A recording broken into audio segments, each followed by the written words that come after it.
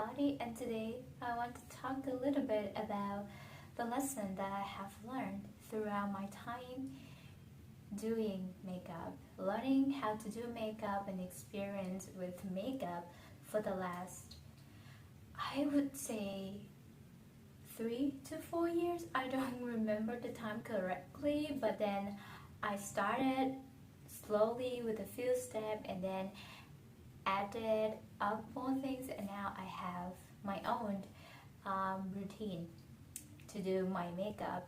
The thing is, I am very aware of how my makeup taste has changed throughout the last 4 years, and for the worse and the better, because there are a few steps, a few certain types of products that I am no longer interested in using, or like at first I thought they are so essential, but then it turned out to be very unnecessary and like inconsequential.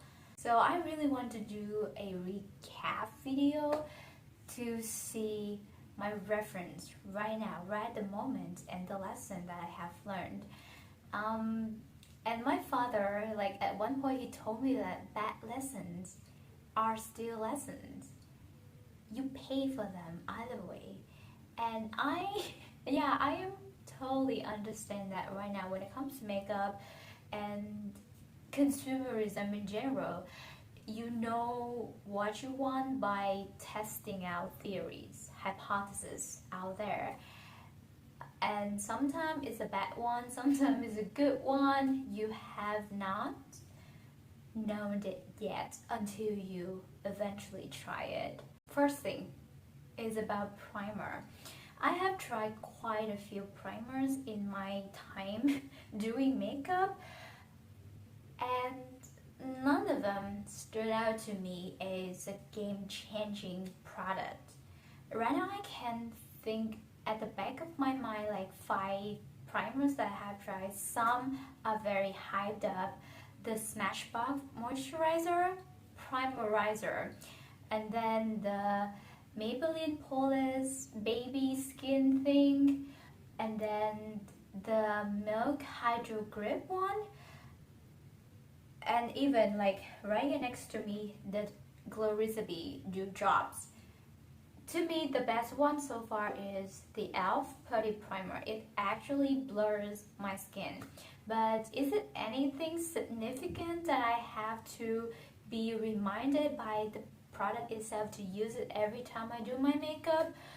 No, nothing like that. So here's the fact. It could help my makeup look like 1 or 2% prettier, but would I trade my time? And right now the problem is that the money that I spend on the product, would I sacrifice those things just to get 1 or 2% prettier in that scale?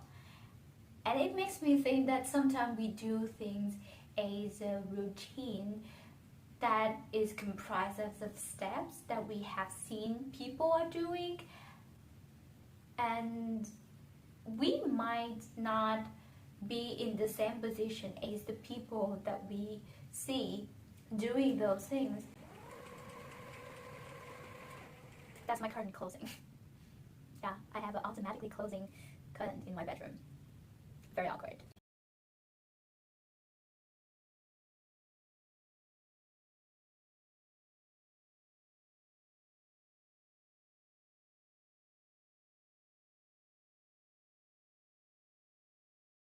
We don't have the time, we don't have the money, we are not that professional style of a makeup doer to do all of those steps. And to me, primer and setting spray are those things. So I think I would keep 1 or 2 primers in my collection from now going on, but I wouldn't take it very seriously. To be honest, that's just not something that deep down changed my makeup experience. I don't feel any aesthetically pleased by the look that I achieved with the primer underneath. So I would skip it, but when I add it, I would consider it as just like an extra step if I really have time and money and effort. The second lesson is about foundation.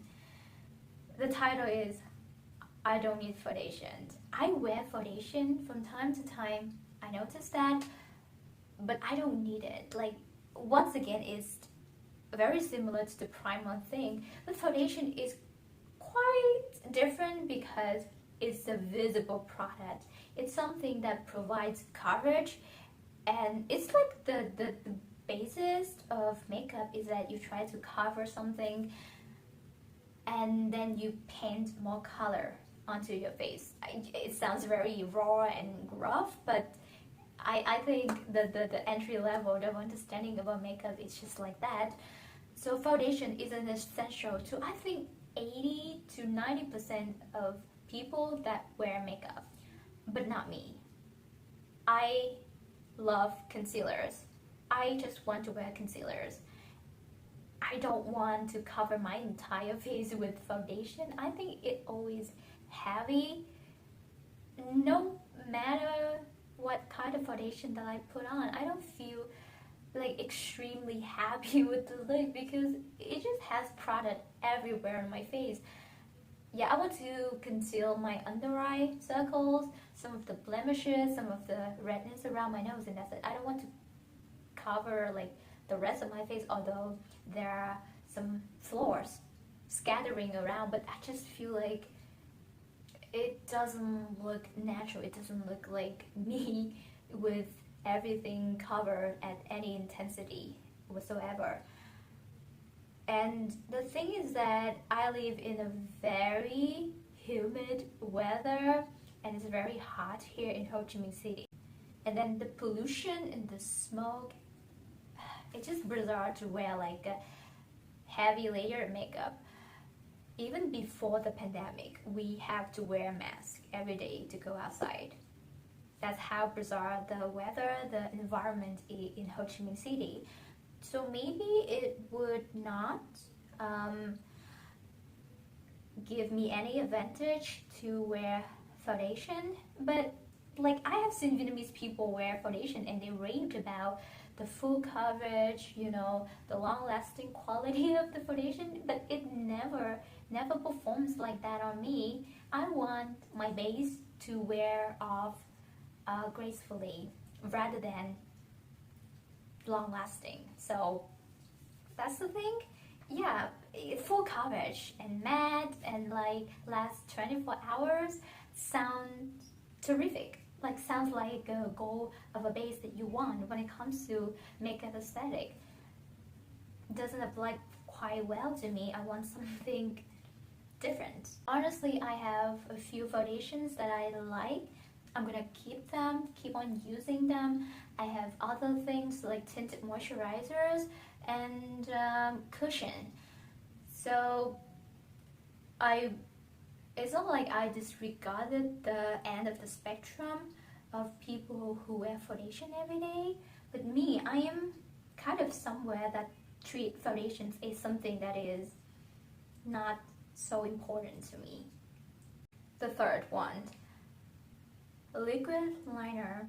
I think is an iconic look to have like a glam with like full lashes and a very sharp wing liner. You know, at the time that I started to learn how to do makeup a few years ago. Right now, I still see people wear sharp wing liner all the time using the black liquid liner. I don't like it. I don't like it at all. Today I did try to replicate that look. I tried to draw on a wing liner and then I used the Benefit Roller liner, which is one of the very famous one. The last one that I own right now. And yeah, it is not it. I have to use a powder eyeshadow, which is the way that I prefer to create a wing liner to fix the situation. Like I need to send that kind of help to myself to fix that. And yeah, powder shadow came into the rescue to prove that I have my method to do wing liner. that is just way more beneficial to me and way more effective, and I can find it in every single eyeshadow palette that I own. I have colors that I want to create wing liner with, and yeah, I don't have to be restricted. It's just like that paint, you know. I just feel like spending money on one paint is good, but when you just get a brush, like a flat and angled brush, something small and sharp, and you use your eyeshadow to create a wing liner, it's just like, think about it. You already own the palette, and now you just use the palette, and you create one more function, one more purpose to use that eyeshadow palette. Isn't it nice? So I think I have tried liquid liners, so many of them in the past. The cheaper one, the Maybelline one, the e.l.f. one, and now the mini benefit one is the only one left. I think I will consider to just like keep one. Here's the thing, I disregard the theory, the ideology behind those products, but in fact, I think I will keep one in reference for like comparison. So when I do something and then I would do the other thing, which is quite different, quite divergent from my routine, what is the difference? So that is the reference that I want to keep on doing in my makeup routine to see, you know, like how, yeah, maybe one day I'll change my mind and I prefer the other thing. I want to keep only one liner, liquid liner at the time in my collection, maybe two, one black and one is brown. I don't own any brown one, but I really think that I could get one in the future, but I have to do a lot of research to find, you know, a decent one. Like some of the ones that I have tried in the past were not good or were trash. Very similar to the last category, lip liners are the thing that I want to kind of talk trash about next. I am not the one for lip liner. Just the shape of my lips, you know. Could I say that I have like a fuller lip? I mean, it's not like very thin and like small. Like I have, proportionally to my face, somewhat of a more plump and bigger lip. I don't need a lip liner to define it. I don't think that my lips are well defined, but using lip liners, maybe because of my technique isn't there yet to really create the perfect structural lip, you know, shape while using a lip liner. But honestly, I tend to overline my lips every time I use lip liners. I don't know why. I don't know what kind of universal enigmatic force that turned me into that direction every time I line my lips. But I just have so much joy in doing the ombre lip, darker at the inner part and then just ombre out, like lighter on the edge. I still really like that look. It does make my lips look nicer and cuter. I cannot explain why. Like maybe I look at myself and see it in a very different way, or yeah, on me it looks the best compared to other lip look that I have seen on the internet.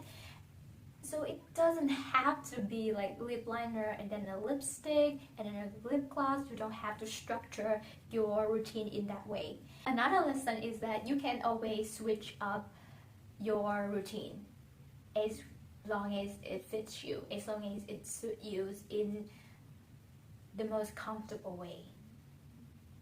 And if you don't see it fit, you don't have to try the things that are recommended to you because it's just pointless. You don't like it, you don't use it. Why you keep one? But in a way, it's very convenient to keep one because maybe one day you change your mind. That's the reason why I keep lip liners in my collection, as well as primers and foundation and liquid liner. Who knows? At what point we would change our mind. But I don't know, maybe we shouldn't change our mind. This is so crazy. Finally, these are not bad lessons.